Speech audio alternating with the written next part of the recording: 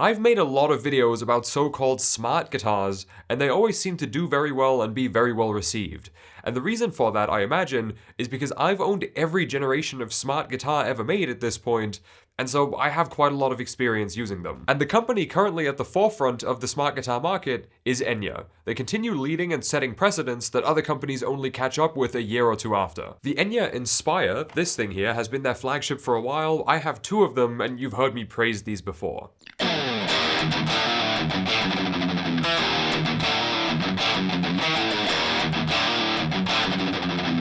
Enya have also had a more budget version for about €300 instead of 500, which is this, the Nova Go Sonic.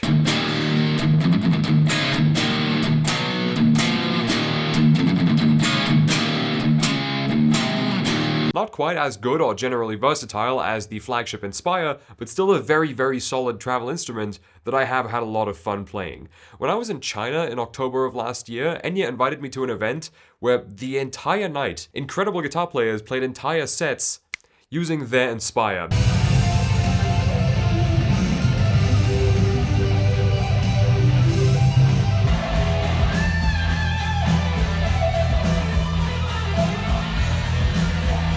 And to me, that was proof that what I'd been saying about it was correct. But a little while ago, Enya reached out to me asking if I would like to test out their new super budget smart guitar, the Xmari. And I was skeptical because it's $200, and a retail price of $200 generally only goes so far on the guitar market, but especially if the guitar needs to do a bunch of fancy digital shit. In fact, a while ago, I reviewed the Harley Benton ST Jamster smart guitar, which retails for €129.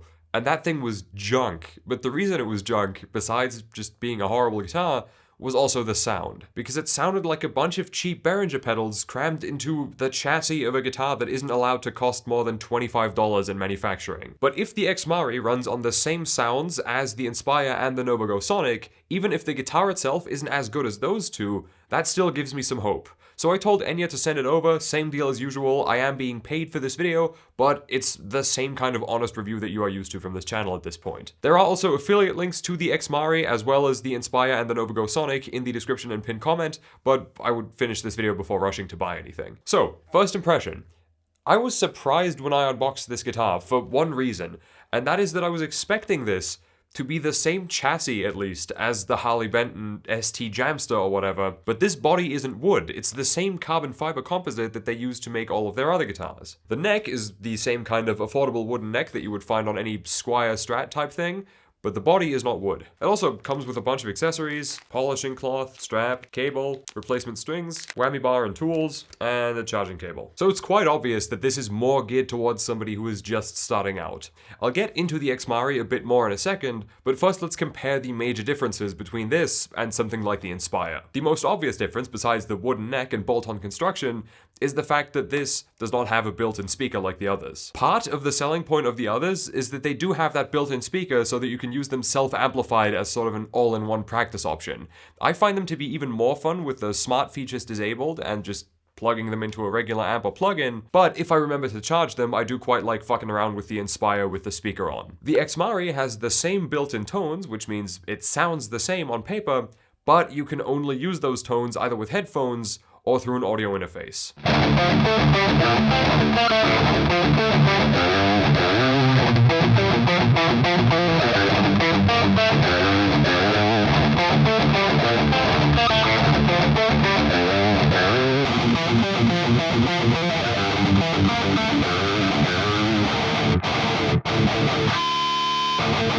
Also, and this is a very minor thing, especially since this is the super stripped down ultra mega budget version, but the Inspire and Nova Go Sonic each come in a wealth of crazy finish options, and this only comes in flat black with a tortoiseshell pickguard, at least as of right now. As far as specs go, this is about as good as it gets for $200. It has a Richlite fretboard, which I imagine is sort of an off-brand version of the brand name Richlite, like Ebonol, but is still the same kind of compressed paper with phenolic resin that makes the fretboard completely resistant to stuff like humidity changes. So the only wooden part of this guitar is the neck, which technically is the part that would benefit the most from being made out of carbon fiber, but I'm just the review guy. It's a perfectly fine neck, especially for the money, just don't expect to be blown away or anything.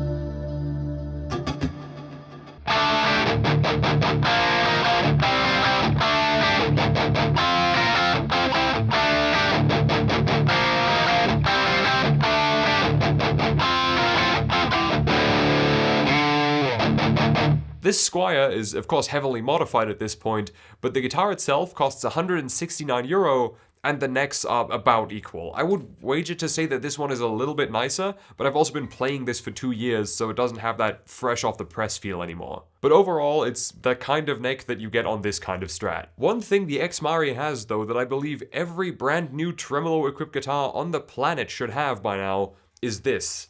A tremolo spring claw adjustment screw that is accessible without undoing the back cover by a spoke wheel. Enya do this on all of their guitars with trems, and they are the only company that I've ever seen do this. Please correct me if that is not true, but it's just so far superior to having to undo the back cover and then go at those screws with an angled screwdriver so that you don't strip them. Overall, this guitar is alright, but it's got a very similar issue to Evertune equipped guitars. Bear with me. If you buy a $2,000 guitar with a Tune-o-matic on it or something, then it is hopefully going to play like a $2,000 guitar because it is one.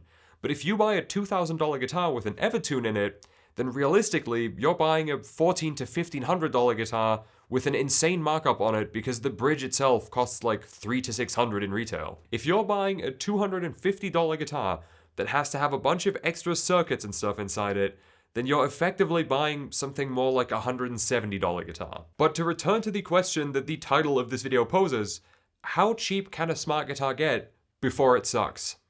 Well, about this cheap.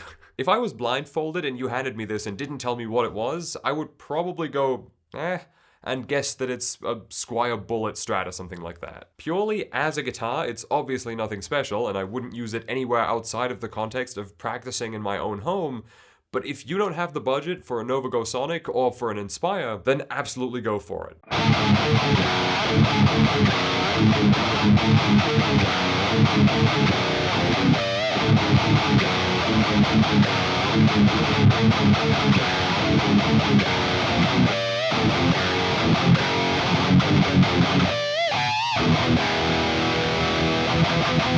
If you can spend the extra $100 to $300 though, absolutely go for it, because you'll be left with a guitar that is not only self-amplified, but also a joy to play even once you progress past that novice stage. I've been playing for years, I have many guitars, and I love these as much as I love anything in my collection. So I'd be lying if I said this was incredible, but I would also be lying if I said that it sucks and I hate it. You heard it both with the inbuilt sounds and through a plugin. Super usable sounds, super accessible price point that previously was not there unless you wanted to buy that Harley Benton thing that's based on whatever fucking pod sounds that they used for it. This brings you super usable practice sounds even if you're broke as hell. Now, go get one before Fender sues them into oblivion for making a Strat shape like a million other companies have been doing for 50 years now. God, I love private equity. Thank you for watching, thank you to Enya for making the video possible, links in the description, and I will see you around.